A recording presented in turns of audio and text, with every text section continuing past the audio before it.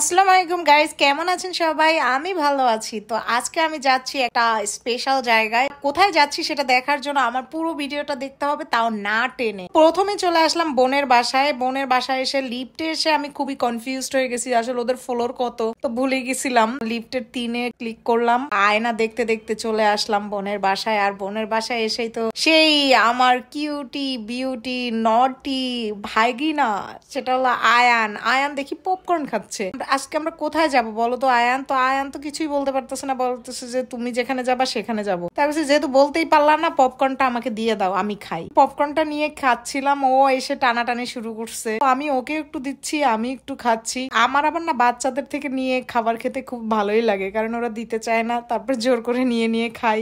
বেচারাদের expression দেখলে খুব ভালোই লাগে। এরা দুইজনে রেডি হয়ে গেছে, আয়ানও রেডি হয়েছে, অপসরা রেডি হয়েছে।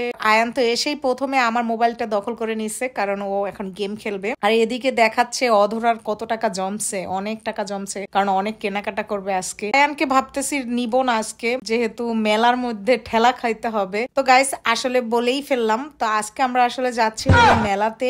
এশিয়ান আন্তর্জাতিক মেলা হচ্ছে চিনমতি সম্মেলন কেন্দ্রে, তো ওখানেই যাচ্ছি। সাডেনলি প্ল্যান করলাম, কোনো প্ল্যান না, আসলে বললাম যে চল মেলায় যাই। তো অমনি আমরা রেডি। তো সোনি রেডি হয়ে গেছে, সবাই রেডি হয়ে গেছে। একবার ভাবি যে আয়ানকে সাথে নিয়ে যাব, বাট আবার ভাবি যে নিব না, ও তো একটু পরে ঘুমাই পড়বে। যাই হোক, ওকে মোবাইলটা হাতে দিয়ে আমরা বুঝাই সুঝাই ওকে রেখে চলে আসলাম। সোনি তো মহা খুশি, কারণ আয়ানকে রেখে যাচ্ছে। আর ওদিকে অপসরা জুতা পরতে পরতে ওর জীবনই শেষ হয়ে যাচ্ছে, তাও জুতা পরা শেষ হচ্ছে না। অনেক কষ্টে জুতা পরা শেষ হলো। বেচারা আমাদেরকে বিদায় দিচ্ছে। আয়ানকে রেখে যেতে খুবই কষ্ট লাগতেছে, কারণ ও আসলে আমার সাথে গেলে খুবই এন্টারটেইন আমি হই, যেমন তেমনি ও হয়, কিন্তু বেচারাকে রেখে যাচ্ছি। দেখেন গাইস কত সুন্দর করে আমাদেরকে বিদায় দিচ্ছে, জানালার সাথে হামাগুড়ি দিয়ে দিয়ে দিয়ে দিয়ে বিদায় দিচ্ছে। বাই বাই বাই বাই, তাড়াতাড়ি আইসো, অনেক কিছু বলতেছে। তো আমার একটু কষ্ট লাগতেছে। ওকে সাথে নিয়ে গেলে বেশি ভালো হতো, কিন্তু সন্ধ্যার পর তো ওর ঘুমাই যাওয়ার চান্সটাই বেশি। মা ওকে বিদায় দিচ্ছে। যাই হোক, আমরা বিদায় টিদায় নিয়ে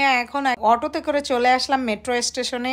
বাসার যার যার কাছে এমআরটি পাস আছে সবগুলো নিয়ে আসছি। নিয়ে এসে আমরা এখন এন্ট্রি নিলাম। ওরা এত দ্রুত হাঁটতেছে, যেই দেখছে ট্রেন, দেখেন কি দৌড়টা দিছে। ওদের পিছনে দৌড়াতে দৌড়াতে আমার অবস্থা কাহিল। আমরা ট্রেনে উঠে গেলাম, আমাদের মনের মধ্যে খুবই এক্সাইটমেন্ট কাজ করতেছে। আজকে আমরা মেলা থেকে অনেক কিছু কিনবো। বাট গাইজ বলতে ভুলে গেছি যে আমার না আজকে শরীরটা খুবই একটা ভালো না। আগের মতো কেমন যেন চেয়ার হতে পারতেছি না, মনে হচ্ছে কেন যেন জ্বর জ্বর লাগতেছে, জ্বর আসবে এরকম লাগতেছে। অবশেষে লং জার্নি করে চলে আসলাম আমরা আগারগা। ভেবেছিলাম বিজয় সরণি নামবো, বাট বিজয় সরণি নামলে অনেকখানি পথ হাঁটতে হবে, ওখান থেকে রিক্সাও পাবো না। তাই আমরা আগারগাতে নামলাম। আগারগাতে নেমে এখান থেকে আমরা 60 টাকা দিয়ে রিক্সা ভাড়া ঠিক করলাম। অপসরাকে এবার ড্রাইভারের সাথে বসালাম, নইলে তো আমাদের জায়গাই হচ্ছে না বসার জন্য। এখন আমরা চলে এসেছি সেই চীন মৈত্রী সম্মেলন কেন্দ্র। এখানেই হচ্ছে এবারের এশিয়া আন্তর্জাতিক মেলা। গাইস আমরা প্রথমে এসেই টিকিট কাটলাম। সোনি টিকিট কাটার দায়িত্বটা নিচ্ছে। আমরা 3টা টিকিট কাটলাম, কারণ অপসরার টিকিট অ্যাকচুয়ালি লাগবে না, কারণ ও তো 10 বছরের নিচে। টিকিট কেটে আমরা এখন যাচ্ছি। আসলে গাইস টিকিটটা কোথায় পাঞ্চ করব বা কোন জায়গায় টিকিটটা দিব সেইটাই খুঁজতেছি, যে কারণ টিকিটটা দিয়েই তো আমাকে এন্ট্রি নিতে হবে। তো আমরা ঢুকে পড়লাম চীনমৈত্রী সম্মেলন কেন্দ্রের ভিতরে। তো ভিতরেও অনেক মানুষ দল দল বেঁধে ঢুকতেছে, আমরাও সাথে স্রোতে ভেসে ভেসে চলে আসলাম। দেখলাম ভিতরে একটা রেস্টুরেন্ট আছে, বাট এখানে তো মেলা না। তো কয়েকজন মানুষের কাছে জিজ্ঞাসা করলাম মেলা আসলে কোথায়, তো ওনারা বললাম মেলা তো বাইরে। তো আমরা টিকিট নিয়ে চলে আসলাম যে ভাই আমরা টিকিটটা কোথায় দিব।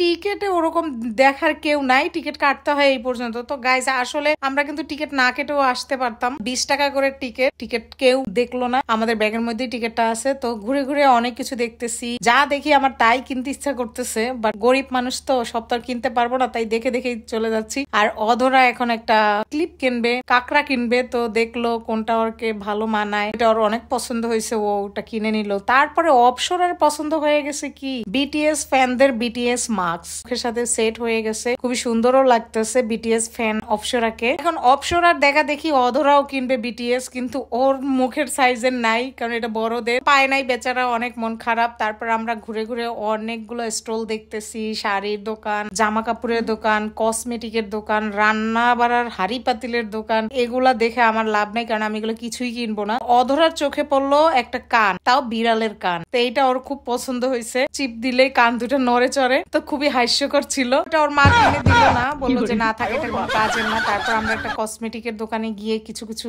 জিনিস দেখলাম, তারপরে চলে আসলাম আমরা আমরা সালাদ কাটারের দোকানে। এখানে এটা তো মানে বাণিজ্য মেলা মানে এই প্রোডাক্টটা থাকবেই। ওদিকে আমরা ঘেমে ঠেমে অস্থির। তো সোনিকে রিকমেন্ড করলাম এটা কিন, কারণ আমি এটা নিজেও কিনছি, এটা ইউজফুল। কিনে নিল, এটার দাম নিয়েছে 600 টাকা। তারপর আমরা আর একটা কসমেটিকের দোকানে আসলাম।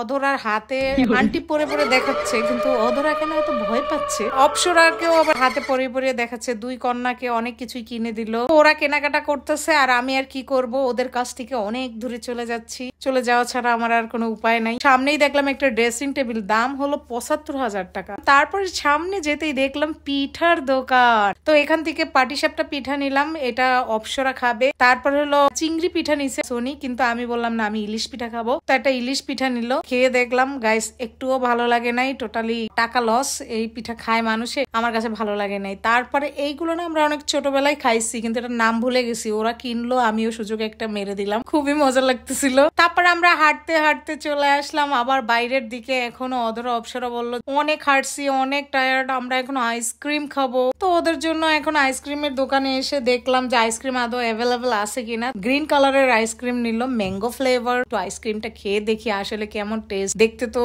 মানে খুবই ইয়ামি লাগতেছে। তো গাইস খেয়ে দেখলাম, আমার কাছে একটুও ভালো লাগে নাই, টক টক। সো গাইস এরপরে আমরা একদম মেলা থেকে বেরিয়ে সামনে যেতে দেখলাম অনেক ধরনের রাইড আছে। বাচ্চারা তো রাইড ফ্যান, আমার নিজেরই মন চাইছে রাইডে উঠতে, বাট আমি উঠলাম না, কারণ এইসব রাইডে উঠলে রাইডের দড়ি টড়ি ছিঁড়ে পড়ে যেতে পারি। অদরাও উঠবে না। তো অপসরার খুবই ইচ্ছা হলো স্লিপারে 100 টাকা দিয়ে একটা টিকিট নিয়ে রাইডে উঠানোর জন্য আমরা চলে আসলাম। অপসরা তো ঠিকই উঠতেছে আর আমরা তাকাই তাকাই দেখতেছি। মজা লাগতেছে যে বাচ্চারা কত খুশি এগুলোতে উঠে, আর আমি যদি এটার উপরে উঠে এটা লাভ দেই পুরো ইয়াই ভেঙে পড়ে যাবে। তো অপসরা অনেক মজা করতেছে, ওর কাছে খুবই ভালো লাগতেছে। আর আমি আর অধরা ওকে দেখে দেখে খুবই মজা পাচ্ছি। কেন অনেক ধরনের রাইড আছে। আমি আসলে দিনের বেলা আসলে আমি অনেকগুলো রাইডে উঠতাম, আর আমার এমনিতেও আজকে শরীরটা খুব একটা ভালো না, তাই রাইডে টাইডে ওঠার মুডটাও নাই। আর আমি তেমন কিছু কিনিও নাই। অপসরাকে বের করে নিয়ে আসছে, কারণ ওদিকে আলী ওয়েট করতেছে না, বেসিক্যালি আলী কান্না করতেছে। তাই আমরা এখন তাড়াহুড়া করে বাসার উদ্দেশ্যে ব্যাক করতেছি।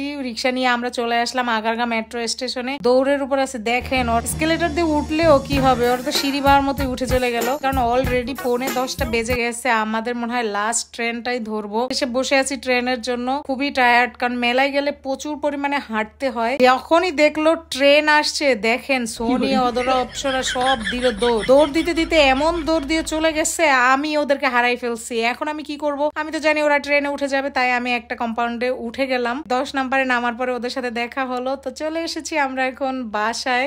আলীর অবস্থা কি একটু দেখি গিয়ে। দেখেন গাইস, আলী কান্না করে রাগ করে চোখ গরম দিয়ে আমাকে বলতেছে এত দেরি কেন করছো, আমার জন্য কি নিয়ে আসছো। আসলে ওর জন্য তো আমরা কিছুই নিয়ে আসি নাই। সোনি আসলে ভাইয়াকে দেখাইতেছে কি কি কেনাকাটা করছে, একটা একটা করে আনবক্সিং করতেছে। তো আমি একটু খোঁজ নিলাম যে আমাদের আয়ান বাবা কোথায়। আয়ান বাবাকে খুঁজতে গিয়ে দেখি সে আমার মোবাইলে এখনো গেম খেলতেছে। আমার মোবাইলের পুরো 12টা বাজাই দিছে কিনা, না নিজের চোখেরও 12টা বাজাই দিছে, যে এত সময় তুমি গেম খেলছো, এখন আমাকে একটু পানি এনে খাওয়াও। তো আয়ান খুবই লক্ষ্মী ছেলের মতো আমাকে পানি এনে খাওয়ালো। তো আয়ানের জন্য আমি নিয়ে এসেছি একটা খাবার, সেটা হলো ওর জন্য চিপস এন্ড চকলেট নিয়ে আসছি। বেচারাকে একা রেখে গেছি, ওর জন্য কিছু না আনলেই নয়। যে বাচ্চারা কথা শুনে তাদের জন্য আসলে রিওয়ার্ড রাখা উচিত। তুলেই আমার মতো দেখিয়ে দেখিয়ে খাচ্ছে। দেখেন গাইস, আমি এখন চিপস খাবো, চকলেট খাবো, এগুলো দেখিয়ে দেখিয়ে খাচ্ছে, ফুড রিভিউ দিচ্ছে। অধরা যা যা কেনাকাটা করছে, কসমেটিক্স, পায়েল, হাতের চুড়ি সব আমাদেরকে দেখাচ্ছে। এখন আমি আমার বোনের বাসা থেকে বিদায় নিয়ে আমাদের বাসা চলে যাচ্ছি।